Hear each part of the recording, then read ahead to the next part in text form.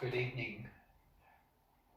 I've been invited to speak this evening as part of our Lenten retreat, and I have been given the topic of speaking about the beginning of Lent and the purpose of Lent. And I'm very delighted really to be part of the retreat, and I'm grateful to Father Carlos and those who have invited me to be here, at least be here virtually this evening. I'd like to begin with an experience that I had. The first time that I was told that I had developed cancer. And obviously there is a shock that everyone experiences when they hear news like that. But also I've found some very helpful and wonderful people who didn't start treatment right away, but sat down with me to talk about my feelings and just hearing that I had cancer, but to hear somewhat what I thought my future might be with the limited knowledge that I had at that particular point. And in the actually first two sessions that I had with a nurse and a social worker who was working with me, we talked a little bit about the kind of cancer that I had, about the possibilities of treatment that I might have, but also about the experience of opening up to not only the treatment itself, but the process that was going to be part of my support and hopefully my healing. And I found it a very interesting experience because they didn't talk about how much time I had to live or any of those things, but it was more about life and how I lived my life and what I found exciting and what I would continue to find exciting even as I was going through treatments. And when Father Carlos asked me to speak, that process came to mind for me as something similar that I've done and I think we all need to do as we enter the holy season of Lent. Lent is not necessarily supposed to be a time that causes us great pain or puts us under a lot of pressure. Lent is a journey, really. It's experiencing life in somewhat of a different way and somewhat of a different pace. It's hard for people who are active to put aside all of their work and spend 40 days in reflection, in prayer, relaxation, coming to know the Lord and deepen the relationship we have with the Lord. And so we all have, I think, developed our own styles of entering into the season of Lent. But I'd like to suggest as we begin the season that we do use some of the experience that I was given as I began my whole process of coming to terms with my cancer and as continuing to live life and enjoy the people who were part of my life. I experienced the preparation for a new adventure, if you want to call it that, a new journey of life that was going to be mine for now a number of years. And Lent invites us, I think, really to do the very same thing. Lent requires planning. It requires preparation.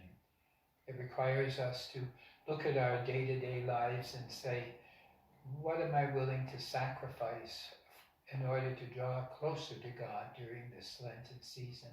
And I don't necessarily mean food or giving up a TV program or giving up smoking or things like that. That can be certainly be part of Lent.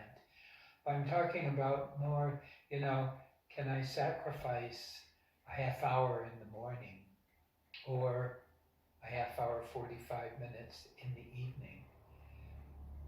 Can I sacrifice something that I enjoy doing and try to spend some of that time doing something new and something exciting for the Lenten season. You know, Lent translates into the word spring. It means new beginnings, new opportunities, the new life, an invitation to view the world in different lenses. We're all geared up right now for spring. That last winter blast that we had really got us ready, looking for the spring season. I've even found some tulips and daffodils just on the outside border of the rectory that have already broken the ground.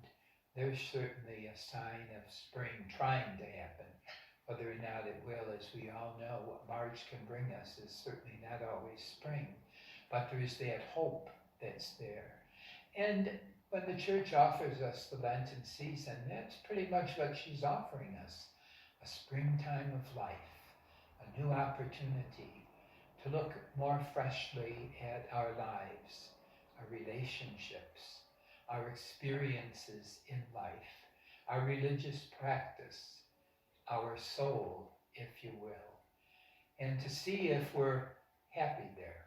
And maybe we are. Maybe we're content with the life that we're living. We know the blessings that we receive.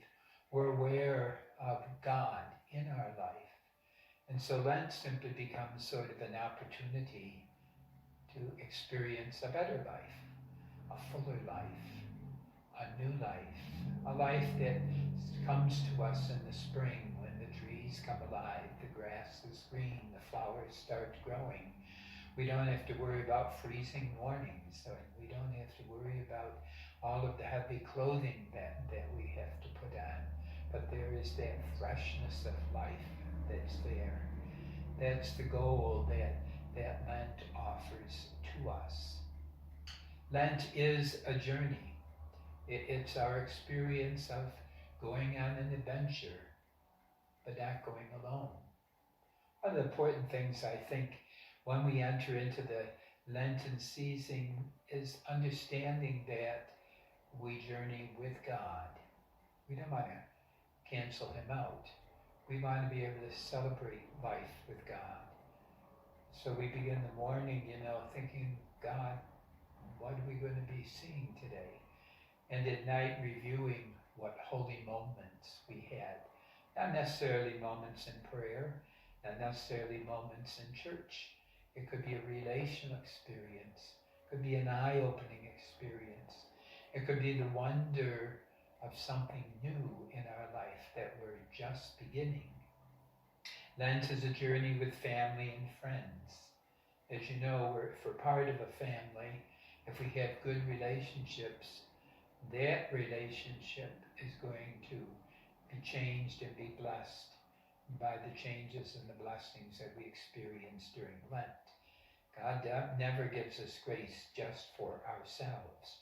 He gives us grace to share with others. As our lives are enriched, we're challenged to enrich the lives of others. So we really do journey through Lent with family and with friends. We also journey through Lent with our companions, our faith companions in the church. We may not know them all by name, but we know where they sit. We recognize them from this Mass or another Mass. We are people who are journeying together towards heaven. Different people, living in different circles of people, being part of life in many varied and sometimes very different ways.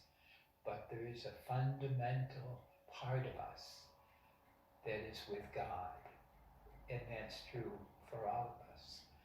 So as we go through Lent and experience the graces of Lent, we become better people, but our church becomes a better place. It becomes a holier place. In itself, we bring closer to God. Just want to take a moment. If you look at the Gospels from the 6 Sundays of Lent, we'll start this weekend hearing about the temptations of Christ.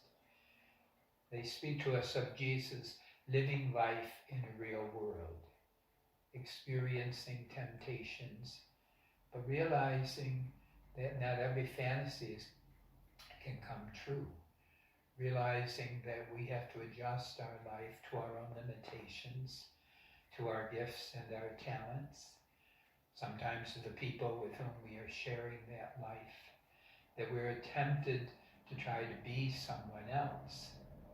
But Jesus finds, and we find, God has made us to be who we are. And we have to be comfortable with that, be grateful for that, and see it as a great blessing. We hear of the Transfiguration on the second week. Jesus looking like God, caught up in a conversation with Elijah and Moses. And the apostles so captivated, they say, Lord, let us build a tent so that we can preserve this. You can stay in the tent.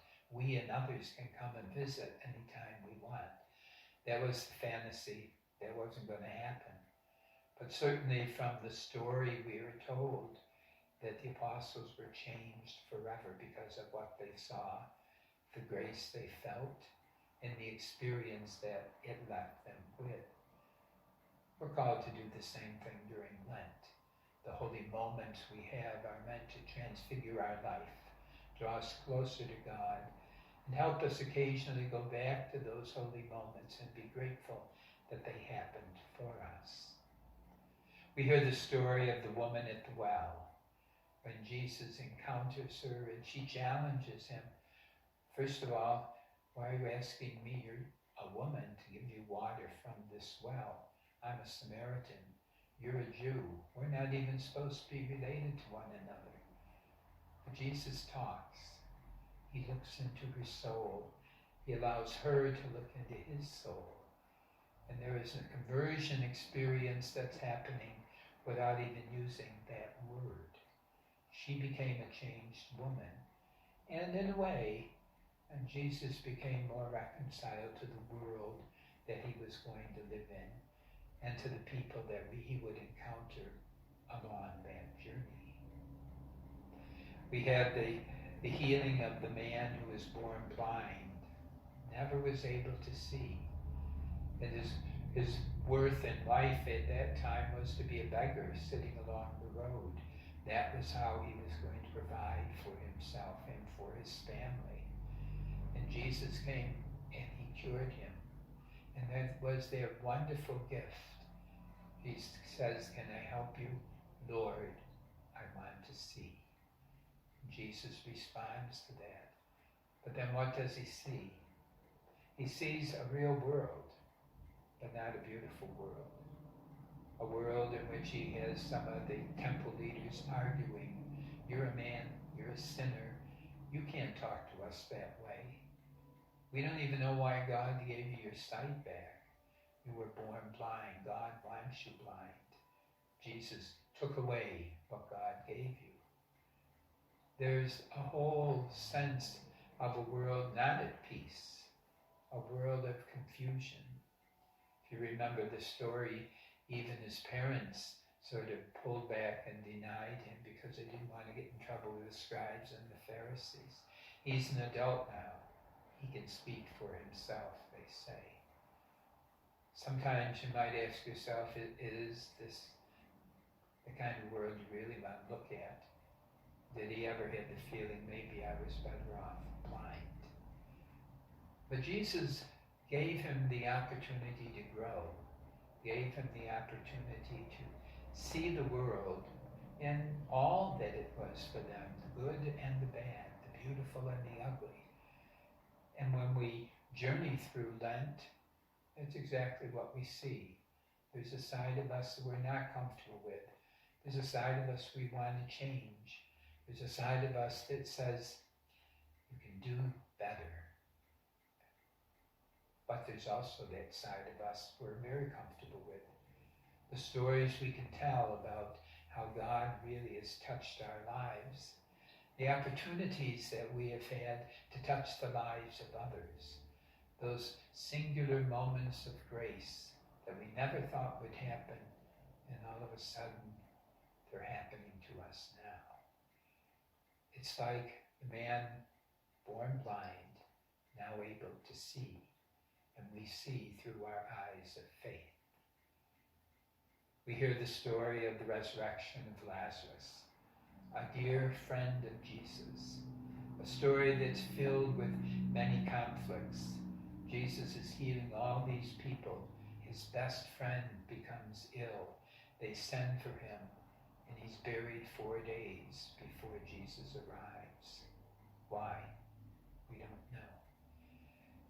Jesus cries. It's one of the few recorded times in the Bible we have Jesus crying. We see how close he was to Martha and Mary, the two sisters of Lazarus.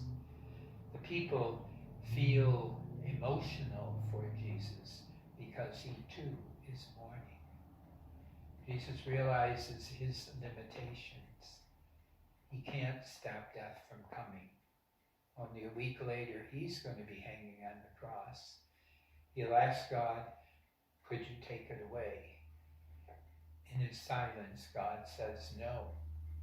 The sacrifice has to be made for you and for me. The gates of heaven have to be opened. Eternal life has to be given, returned to the people that God has created. And it is Jesus' sacrifice, his action, that's going to bring that about. So Jesus has to come to terms with his best friend's death, but then give the greatest gift ever, resurrection from the dead. The resurrection of Lazarus was the great sign and symbol of what was to come in the resurrection of Jesus, when indeed sin would have no more hold on us, and eternal life was the promise of God to his daughters and sons. Finally, we come to Palm Sunday, Passion Sunday, and it's in that we celebrate the triumphant entry of Jesus into Jerusalem. He comes as a king. They hail him, they wave the palms, they throw carpets before him. It's a regal procession. People come out and they flock. It's sort of a farewell for Jesus without really being that, because people didn't know he would be dead in a week. But it is that recognition of a life well lived, of the fullness of life that he brought into the world, bringing his grace as the Son of God, but living with us as a human being, being open to the variety of people that he met along the way, himself being grateful for the graced experiences, the moments of miracle, the moments of deep prayer, the tenderness of his mother and father, the beauty of friends and people he could trust and rely on. All of this seems to culminate in this triumphant procession that takes place and begins Holy Week, which we won't talk about today, but carries a deep mystery of death and life in so many, many ways. This really, as we go through Lent, these next 40 days, this is Jesus' journey. We're invited to step into his life and walk with him in those moments of the Bible. We're invited to escort him. He wants to make our little journey his journey, and his little journey our journey. It's part of the plan that he has, that we can continue to be transformed because of the holiness of the season, because of the grace that God wants to offer us, and because of the doors that are opening for us. And so in this retreat that we have, beginning this Lenten season, the prayer and the invitation that we experience is opening the door for us. It's helping us to realize what a great gift that Lent is for each one of us. It is another springtime of our life with new opportunities as the journey with Jesus continues. It may be full of surprises.